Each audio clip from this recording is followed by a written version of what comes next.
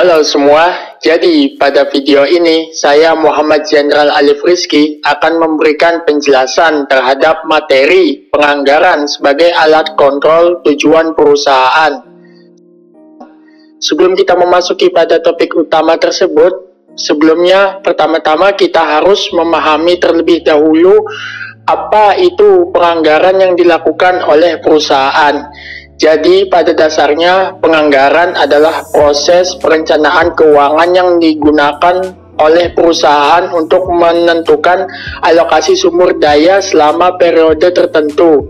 Sebagai alat kontrol tujuan, perusahaan penganggaran berfungsi untuk memastikan bahwa semua aktivitas perusahaan tetap berada pada jalur yang mendukung pencapaian tujuan strategis dan operasional yang telah ditetapkan oleh manajer sebelumnya.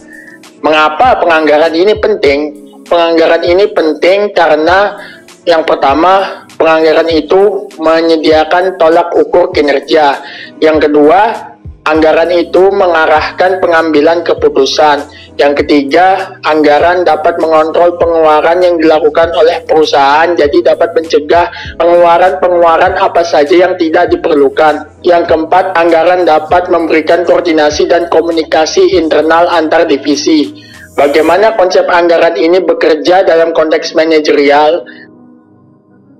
Jadi, manajer menggunakan anggaran sebagai alat kontrol dengan membandingkan hasil aktual terhadap anggaran, mengidentifikasi penyimpangan, dan mengambil tindakan korektif. Jika diperlukan, ini dapat membantu menjaga fokus organisasi pada tujuannya sekaligus adaptif terhadap perubahan lingkungan bisnis yang akan terjadi. Pada segmen selanjutnya, saya akan memberikan contoh perusahaan yang melakukan penganggaran sebagai kontrol dalam tujuan perusahaan mereka. Saya akan mengambil contoh perusahaan Gojek, yaitu perusahaan transportasi online yang ada di Indonesia. Gojek sebagai salah satu perusahaan startup terbesar di Indonesia, mereka menggunakan zero-based budgeting, yang artinya mereka mengharuskan setiap unit bisnisnya menyusun anggaran dari nol setiap periode, bukan hanya menyesuaikan dari tahun sebelumnya.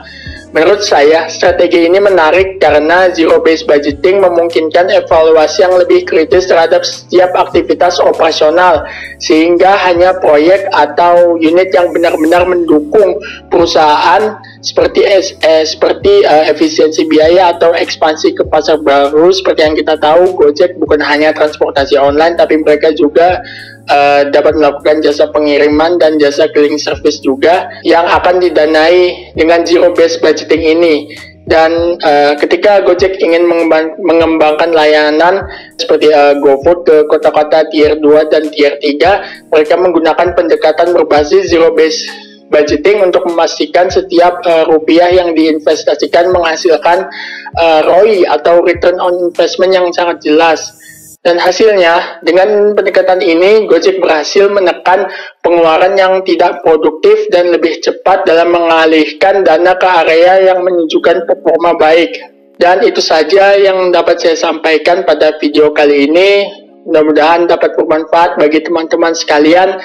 Jangan lupa untuk like dan subscribe videonya. Sampai jumpa di pertemuan berikutnya.